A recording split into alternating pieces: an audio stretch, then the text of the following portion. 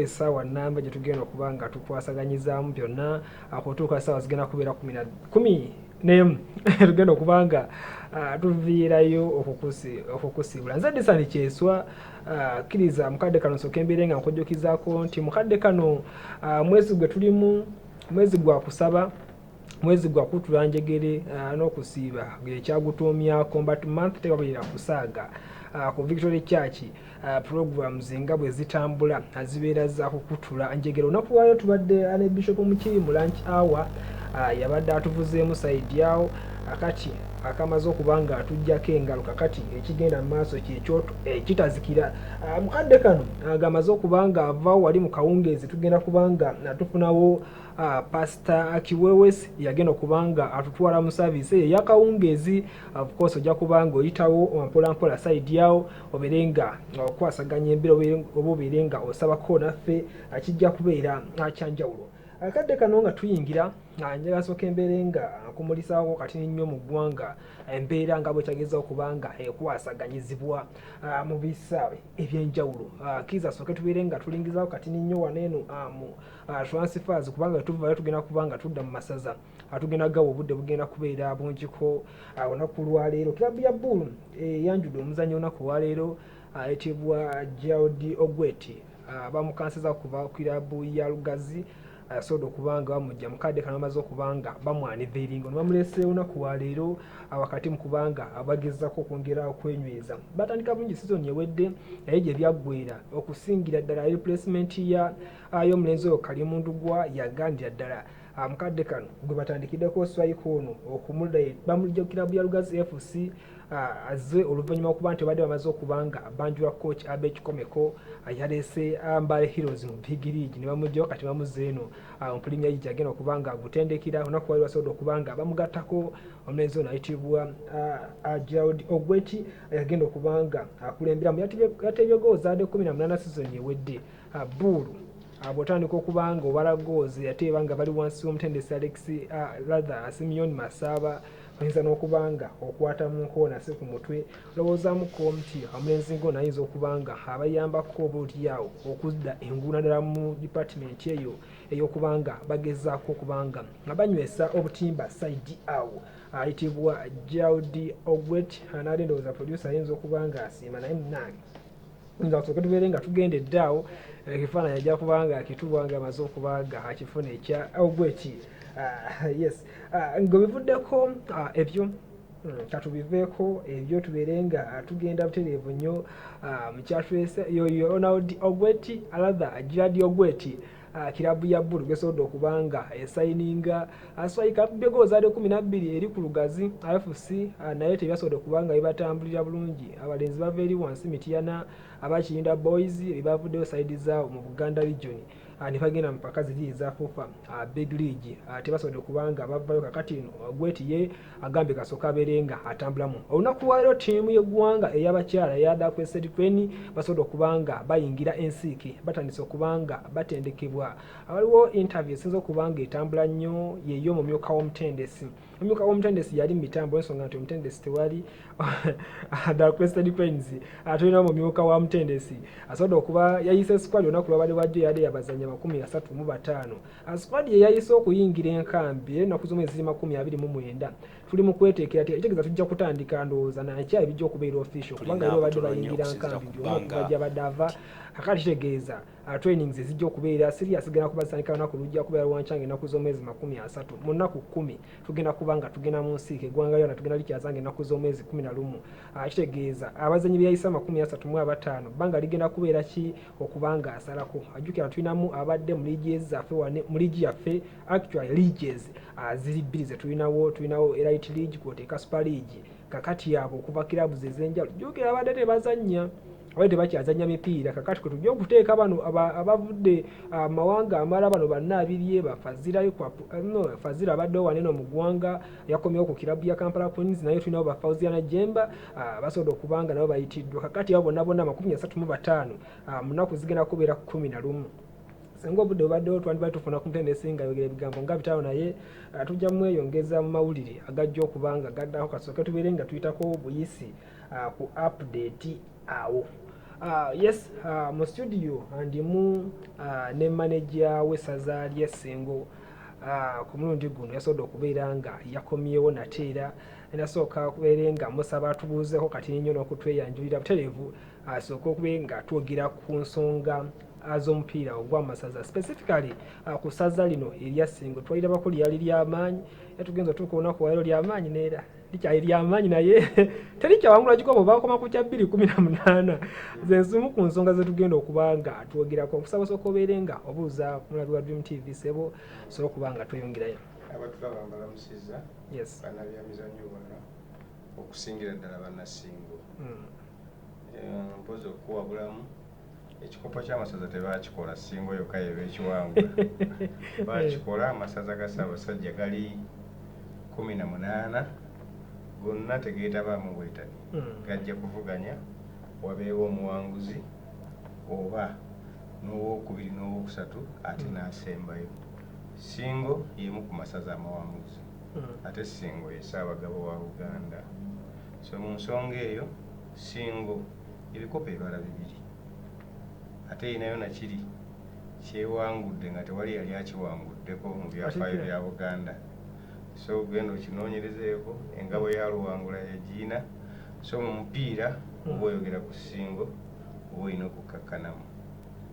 Ku mulundi guno Ssingo ezze kuwangula kikopo, tewali kwebuuza kulala, tugiteeseteese bulungi. Mpozi onnyanjudde nga team manager, nze ssentebe wa ttiimu y'essaza. Team manager ye Honorable Nsamba Oshabe. Yes. So Patrick Nsamba. Yes. Wa mbaka wa Kasanda mu Parliament. Yes. Ava mu kibiina kiri. So n'olw'ensonga eyo nze ssentebe ngumye bannassingo. Yes.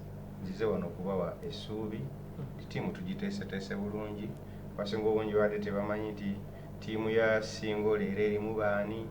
Ndowooza kentuuse wano osobola okubuuza kyonna kyeyagala okubuuza Ssingo. Ye mwami Ronald Ssekajja, ssentebe w'olukiiko ku ssaza lya Ssingo mpaka z'amasaza ga Buganda. Kendina ssentebe ndowooza tujja kugenda nnyo eri emirimu ate agiri technical. Ndowooza katusinge waneno mu administration. Nteekateeka ki ku mulundi guno eziriwo okulaba ng'essaza Ssingo lijja kujja libeere nga lisukira mu kikopo kino eky'amasaza ga Buganda. Mulinawo nteekateeka ki mwe nga olukiiko olutesiteesi first of all okubeera nga mukunga bannassingo mubeere nga mubajjamu kyolowooza nti ekiyinza okuba nga kisitula essaza lyabwe ku mulundi guno? Ekisooka bw'oba oteekateeka kuwangula bikopo, ekisooka ku byonna obeera ne management ennungi.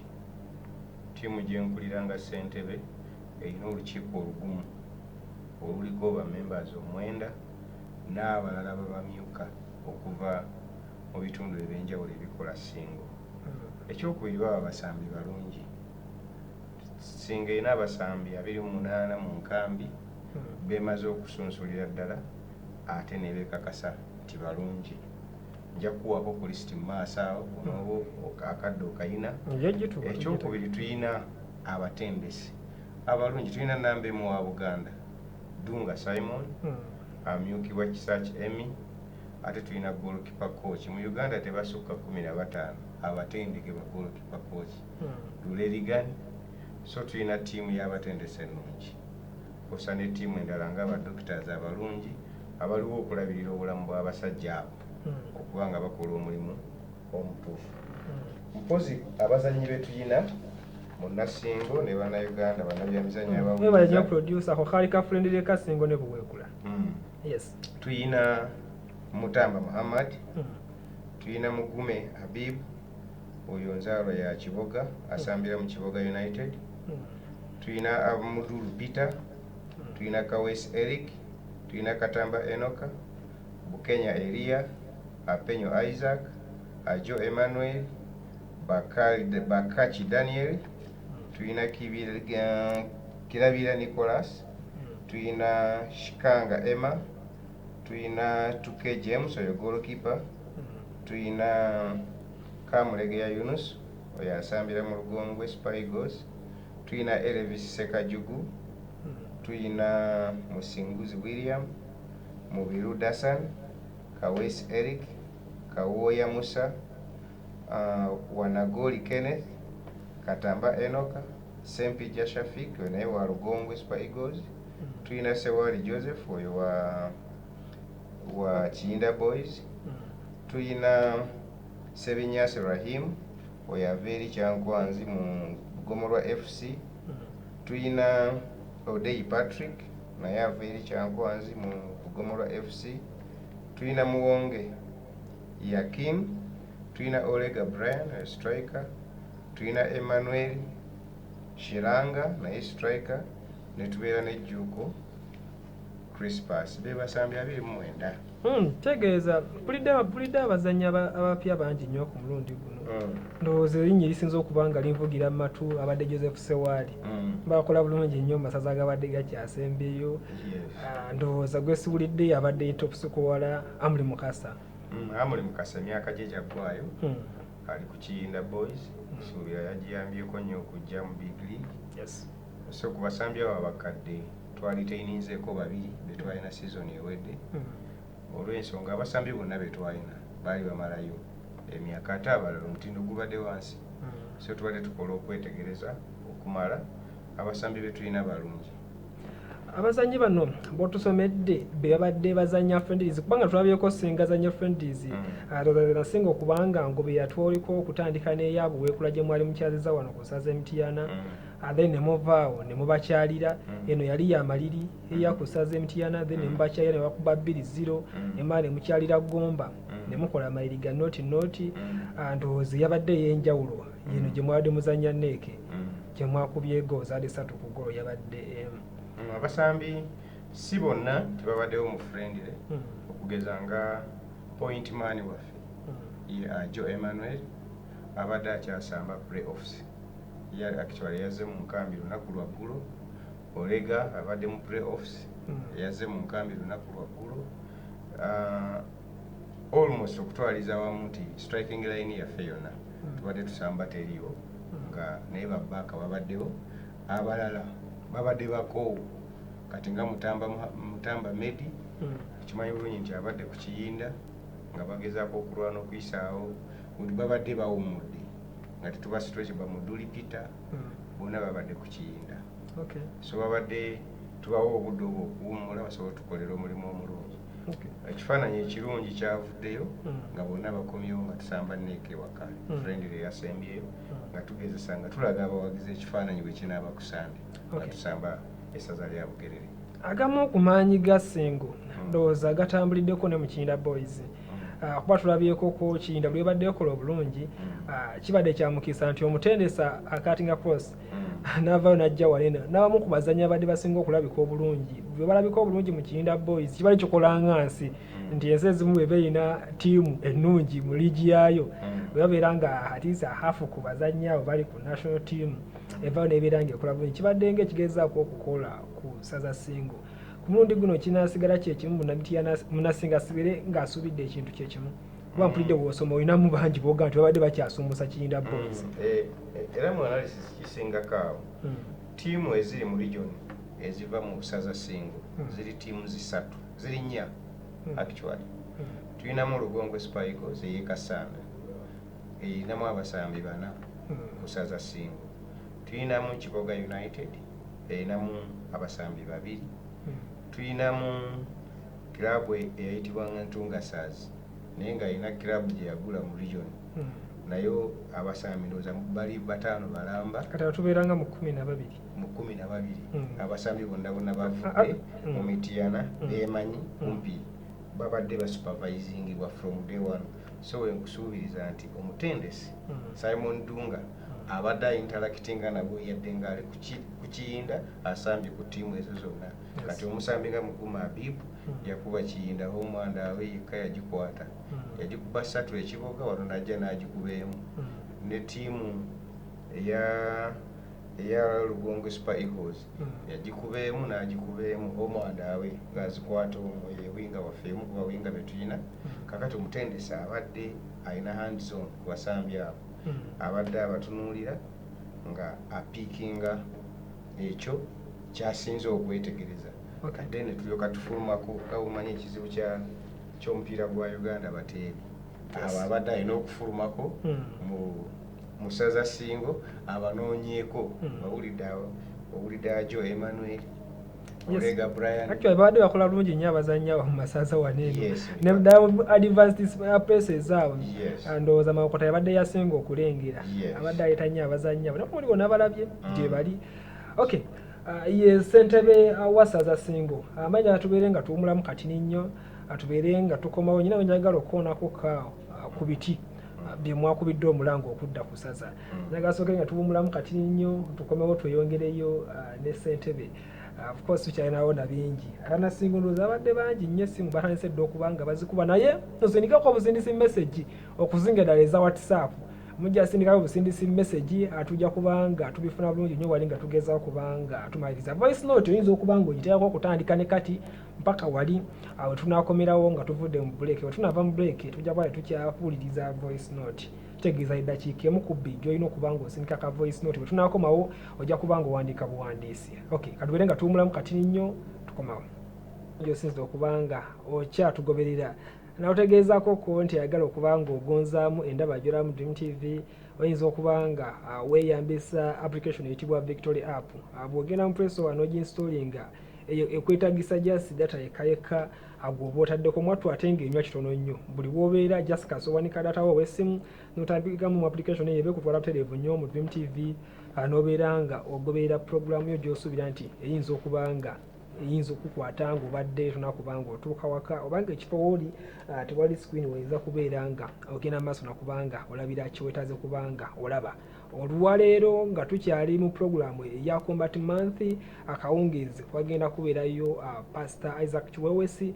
yagenda okubanga akulemberamu programu eya akawungeezi evening service eziwera 12 itambula obeere ng'otambula mpolampola oyingire Victory Church awo mu Ndeeba obeere ekitundutundu kukutulenjegera ate okugenda okubanga kubeerayo side eyo akawungeezi k'olunaku olwaleero enkya yajja okubeera overnight egenda okubanga ekiggala olwo Sunday ejja kubeera ate awajja kubeerawo ne special service yegenda okubanga eggalira ddala enteekateeka yonna eya Combat Month kati nnyo nga tuva mu ggwanga wano twalabyeko ko olunaku lwajja omupiira ogwasembeyo masekati ga Kigezi Homeboys abadde bakyalidde Buhimba ali batunkane Buhimba United Saints mpira gwabadde gwakuddingana mu gwasooka Kigezi yali yaguwangula n'eggolo yali emu ku bwereere nga yegukyazizza mu gwazeeko oba ogwabadde ogw'okuddingana ng'ekyalidde Buhimba yagikubye ne goals zaade 2 ku bwere kitegeeza yayiseewo ku mugatte gwabadde gwa goals 3 kati ojja balaba 3 Kigezi Homeboys Kiyinda Boys akojja n'okubanga oteeka ne banaffe bali eri Bambale Heroes ojja okubanga obagatta nti ezo 3 azamaze dda okubanga zirangiribwa nti zeegasse ku kibinja ekyokubiri ekya FUFA Big League kwe bagenda okubanga bazanyira okutandika ne season ejja okay nga tweyongerayo mu maaso n'ebiri ku ssaza Ssingo Sero Ssentebe mukadde kano Munassingo yenna gyali sooka obeere ng'otukubiramu katini ku ttooki abazannyi bo batusomedde tubawulidde bulungi nnyo naye of course wabeerawo twalabakoko mulumulu mu ssaza erimu mwagagaggulawo nina bwe naliko nga tebategedde nti waliwo ow'amawulire naye nga waliwo omuzannyi abalumya omutwe nga yes waali bamulanga nti bamuyina naye ekyamazima nga tebamuyina in actual sense era twalina surprised okumulaba ku kisaawe agenda okujja ng'era akapiira kazannya sikeko ke yali alina okubanga azannya kitegeeza waliwo embeera etaali nsufu masekkati g'abazannyi n'olukiiko olufuzi embeera eyimiridde etya mu nkambi y'abazannyi mu ssaza Ssingo enkambi yaffe eri bulungi abasambi be tulina bonna bali mu kambi tetuyinaamu musambi amisinga tubadde n'obuzibu n'omusambi omu kuba mu pulaani yaffe tubeera n'abasambi 30 babiri nga batrainingirawamu yadde licensi ziba 25 tuba twetegekera nti Ssingo yo teremu okuva mu kibinja ebyo si bye tutunuulira nti singa tuba tuvudde wali mu kibinja ani gwe tujjawo oba afunye obuvune oba kyani gwe tuwongerawo tubeera naye okuva ku lunaku olusooka kati omusambi omu yekka eyabika yasibuukamukko ku mpisa omutendesi n'amufulumya naye abasambi abaliwo bonna bali disciplined bali bulungi bali mu mbeera nnungi tetufunyeyo balwadde batulowoozesa nti tebajja kutandika ku Sande abatendesi bali mu mbeera nnungi ate bw'otunuulira n'olukiiko luli wamu tetunaba kufuna buzibu bw'amaanyi. Obulimu omunene gwe tulina gwa kukunga bannasingo bajje mu bungi babeerewo bawagire ttiimu yaabwe. Okay, nalabako kemabegako awo nali ku social media okwo ndabako amabaluwa gaali mabaluwa kuba ekigende w'omukungu ebabbaluwa eyotongodde simanyi ani yali mulimu gwa kuzibaga Ssingo ngeddamu okukubira omulanga abaliko ko abakulembeza actually ne mu kaseera kano naye nga baali b'amaanyi mabegako wali Ssingo we yasinga okubanga ekolera bulungi nnyo mu bo abaana okulwa n'abakoko mukungu kyewalabye n'abakoko mu kwende yawummula baali bakola bulungi nnyo ku ssaza Ssingo nga waliwo omulango ogukubwa nti essaza lyammwe libasubwa asenga mubeera mukomyewoko ndowooza kiyinza okunnyonnyola mu kwendo oyo yawummula bwe yalabikakoko omupiira gwe mwazannya bwekula mu friendly eyo bwe yalabikako ku kisaawe reception eyo gye yafuna n'embeera yonna nga bwe yaliwo nteekateeka kyeriwo okuddamu okuŋŋaanya abakulembeze bano abemulo bwe tulowooza nti oba oliawo bayinza banga batambulirako motivation y'abawagizi b'essaza. Ekisooka mu mbeera yonna ey'okwachivinga bw'oba tomanyi gye wava tosobola kumanyawo olina gy'olaga. So olw'okuba nti ekigendererwa kya Ssingo mulundi guno kyakuwangula kikopo 2023 twagezaako okutunula nti amaanyi ga Ssingo gaali luddawa abasobola okugatubuulira beebo betwaddira mu bigere. Amaanyi ga Ssingo gali ludda wakati. So tubadde tulina strategy eyo eyeebuuza ku buli muntu eyali alina kyakoledde essaza nga nekiriyambako okuwangula. Era tulina enteekateeka nnyingi mu ekyo tutegese eddina tugenda kubeera ne dinners 2 emu egenda kubeera Mityana endala ejja kuorganizingibwa Kampala okuwanguyiza bannassingo abawangaalira mu Kampala. Eyo yonna tugezaako kutema mpenda kutya bwe tuwangula ekikopo omwaka 2023. Alright, ndabyeko ko ne kaadi yawe badde etambula eringa ya season. Twatulina ne strategy endala tulina kaadi y'omuwagizi twatulentula nti ani munnassingo era ayagaliza Ssingo era ayagala club ye nga Ssingo FC ye alikoze eki ne tuintroducinga season card oba season ticket ti omuntu tumuwa kaadi eyo twagitadde ku ssente ntono kubanga tukitandika butandisi asasula $5,000 n'aweebwa kaadi zibeerako particulars ze omuwagizi oyo lwaba asobodde okujja ku ssaza nga waliyo friendly oba omupiira gwennyini ogw'essaza ku ssaza ajja n'ayingirira buki bwereere season yonna. So kaadi ezo abantu bazijjumbidde era ndowooza kyetwalowooza kikola ate kiri mu ssaza Ssingo mu masaza gonna wano mu Buganda kyatandikidde Ssingo nga bwe nagambye ye Ssaabagaba wa Buganda naye tuwulidde n'abalala baagala koppa baagala kitandika naye kitukoledde sofa obuzi bw'amasaza bwe gasanga amasaza gano galina budget nnene. For example Ssingo ku mulundi guno tulina budget ya $318,000. Kakati weesanga nti nga abategesi b'empaka batuwa bikozesebwa naye tebajja kuwa ssente osayininga abasambi. Kati amasaza gatandikira ku 0 mu kusayininga abasambi. So nga waali baddewo bannassingo ba abantu abava mu ssaza lyonna kalibe lya Bugerere oba Buddu nga be batandikirwako okusitula ttiimu zaabwe. Naye Bulaaya babikola. Kakati ffe twayiye enkola eyo ne tugamba nedda ati Ssingo ly'essaza lyaffe era Ssingo ye ttiimu yaffe.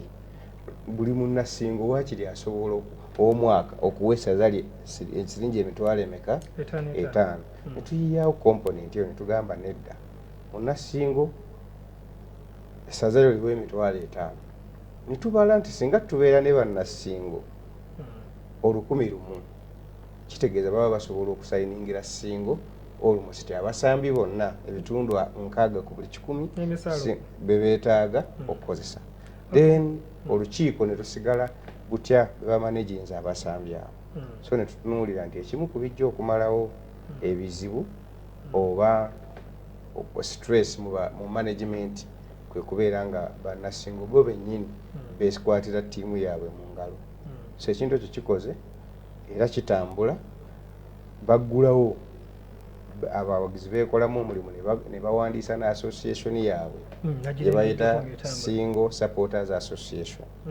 erina bank balina ne merchant code sigwa mu kitongole ekyo naye bw'oliwo bawadde omukisa balijja wano ne bakinnyonnyola era essaza baliwadde ensimbi mpitirivu nga bayita mu component eyo. Ate akalala waliwo Singa erinawo-ko ku nteekateeka z'okufunayoko okuba sponsor abali official.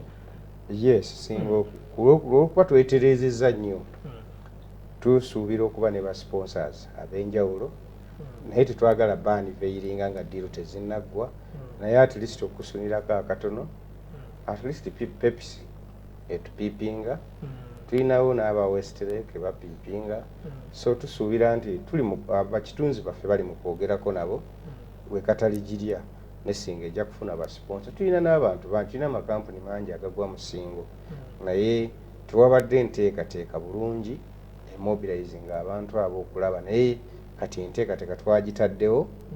Omanyi omupiira gw'amasaza buli lwomala omwaka ogenda oyiga naye waliwo abaddewo enkola nga chairman abeerako omwaka gumu n'agenda oba wakeetegereza ebintu ate ne basiima ne batulonda omuweereza omuki omulala naye nze nfunye omukisa ne bampa emyaka 3 guno mwaka gwange gwa 3 najja mu covid tiimu nagisanga teva mu kibinja kakati malidde mu kyakusatu omwaka gwange ogwokubiri kisigeza guno ngenda kutwala kikopo. Ngenda kutwala kikopo gwani gwolabawo yeeteesetese kuba mbadde nkulaba ng'okavalinga emipiira gye ndowooza amasaza nze ndaba abiri ageeteesetese ku mulundi guno ayinza kuba abadde buweekula na Ssingo. Ogenda kugulawo omupiira gw'oku Sande ng'otunkane Bugerere. Oyimiridde otya Munassingo ku mulundi guno alusuubire nti vibe yabaddewo ng'okuba Neeke yabadde kirabbi y'amaanyi bw'otunula engeri gye yazannyemu emipiira gyayo gye yabadde nagyo mu FUFA Big League mukadde kano kirabbu eyindiridde bakuba nti kale byonna ebyabaddewo ku yo tuyinza obutabigendamu nnyo naye bannassinga liisi babawadde ku ssuubi nti match ezisoose tezaabadde successful nga bwe kyalisuubiddwa naye babeera nga abazannyi mukadde kano abazzeemu essuubiri eryo okuddamu laba ku mipiira gy'essaza. Tubadde tulina enteekateeka okusinulirako tubadde tulina friendly ze tusamba indoors twakwata kiyinde eyo nga enkya ejja ng'ebulayo ennaku 3 ejja esambe playoff ezasembayo oza ntugyikwata 3 naye tuba omupiira gwali indoors nga bwe tugwaniveiringa n'abawagizi tebaalize kulaba kiyinda nga balowooza tejja kuyitawo kuba twagikwata nga ttiimu ewera ng'abaana tebannagenda mu playoffs twagikwatako 3-0 ate mu first half ne tubakyusiza ne ttiimu ne tubawa second team nga tulaba tubatta ate alinamu n'abamu ku bazannyi twabaleka ne babeera eri so kati n'olwekyo nti tweteeseteese bulungi ogwa Bugerere koki waffe alina enjogere gaabwe gwawedde dda abawagizi bajje balabe wiini ya Ssingo esooka mu kibinja ndimu ne Buvuma ndowooza Buvuma eyo abantu baginyoma naye si ttiimu nnafu ku mulundi oguwedera nali mu kibinja kyekimu nayo ne Buddu naye Ssingo yokka ye yava e Buvuma nga tekubiddwa ttiimu zonna zikyaddondo zibuluuli zaavaayo zasimula tulinamu neiba waffe eyo notabi Busujju ate ne Butambala naye neiba so ne Bulemeezi gonna ganeetoolodde gantegeera so ku mulundi guno tugenda kufuna akapiira akanyuma ate ziringa ddabi kumpi 3 nnamba so abawagizi baba bannassingo basuubire omupiira omunyuvu n'abagazi b'omupiira kuba balaba omupiira e Ssingo si bannassingo bokka abantu bava e Kampala ne balaba omupiira nti nga zino ez'e Kampala tezinyigana amasaza teganyumisa naye Ssingo ekitwa identify nga buwagizi era tukubira ab'amakampuni tuba oyagala kulanga Ssingo yeyina ekisaawe ekizimbe Ssingo yeyina omuwagizi ndowooza ate Ssingo eyina coverage tulina omukisa nti aba TV mutuwadde omukisa mutukavalinga aba radio zizonna kumpi mu Buganda nebweru wa Buganda zituwadde omukisa zitukavalinga. Ssentebe nga tumaliriza waliwo enteekateeka kuba tulabye obwetaavu bw'ensimbi bo we buli ku ssaza n'abantu okwongera okuddamu okujja okuwagira essaza lyabwe olinawo enteekateeka oba ya ddina okugezawo okuŋŋaanya abantu bano okubaleetewamu era we kibaawo enteekateeka za ddi nakyogereko nti tulina mu wiiki ejja nga tumaze okusamba Bugerere tulina ddina yaffe esooka tujja kuba n'eddiina ey'okubiri ejja kuba mugambye emu ejja kubeera Mityana, endala ejja kubeera mu kibuga. Enteekateeka ziina department yaffe ey'abakitunzi nga wamu ne team manager, naye nze ogwange gwakuyisa nti resolution gye tulina enteekateeka ya ddiina eri mu Mityana. Tujja kutegeeza abantu nga tumaze okubukinga hotels oba venue dinners ezo mwe zigenda okubeera, naye si mu nteekateeka yaffe ng'ogyeko component ya seasonal cards ze tutunda. Tulinamu dinners 2, then tulina ne bakitunzi baffe okutuukirira amakampuni ago kinoomu.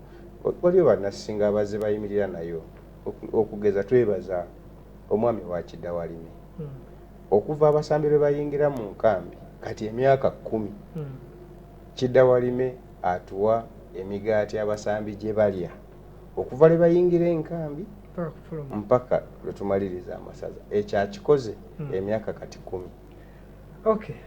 Ye ssentebe wa Ssingo FC mwami Ronald Ssekajja atubadde naye olunaku walunga tuna kubanga tusibula message kati nnyo nzisoma nga sina kubanga mukkiriza kutusibula nsonga wayinza okuba mwezi mukuzize Hayo Dream TV Arsenal wetunuliddani kati Rujjaye Kasenyi bugenda bajjawo lumu kuba obulete bujja kubeerawo obwabyo naye nga Arsenal jjukira olunaku lwajjo ya unveilings Kai Hava okuva ku kirabu ya Chelsea as a producer ajja kutuwa kati lumu ne ka video yako tuveewo lumu awo asobola okubanga mu unveilings bamugaseeko ku nkambi yaabwe awo midfield yaabwe kitegeeza nga boolekedde okubanga balerizinga abazannyi okwe Thomas Partey ne Granit Xhaka mukadde kano oba otaddewo omulenzi oyo Kai Hava akiyinza okuyambako ate era nga bali ku njegoyego z'okumaliriza Declan Rice ava oyo golo yabadde akuba ntini nga Chelsea mipiira 9 mu gumu egya Premier League yabatebeddemu goozi ali 19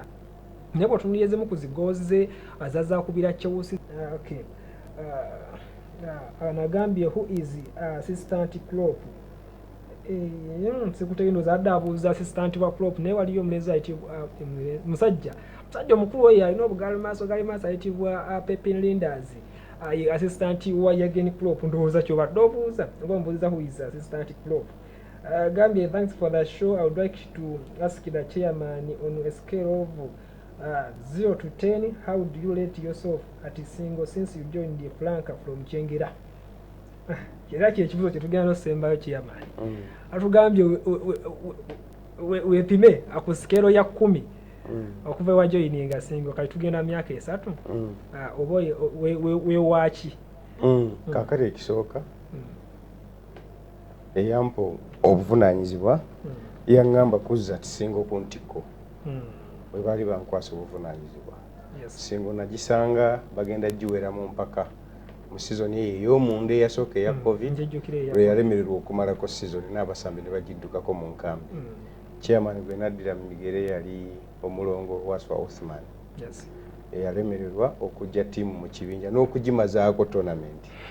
Kakati awo we nagikwatira nengenda timu nze manyi najijja mu kibinja naye oluvannyuma Kyaddondo yateekayo omusango okujulira kwayo muwulira gwali controversy nnyo mu masaza okukakkana ndina mu nkambi bamaze dde okuŋŋamba ngenda kusamba ate mba ndi mu baasi ne baŋŋamba kati komaawo ddayo Kyaddondo yakola ki yajja ate munaye sinze mutegesi sizoni yange ey'okubiri yeyewedde abaana twayambadde omudaali kati ndowooza yeba achievement mu kapiira oyo abeera akamanyi kakati ate ku mulundi guno nze ŋŋamba neegerera ku kikopo era bwe mba neewa max ndowooza ndi mu 85 so nze ŋŋamba muganda wange nti kakati bw'aba neegerera ku sikeero ya 10 ndi mu 8 kitundu. Oli mu 8 kitundu? Yes. Okay.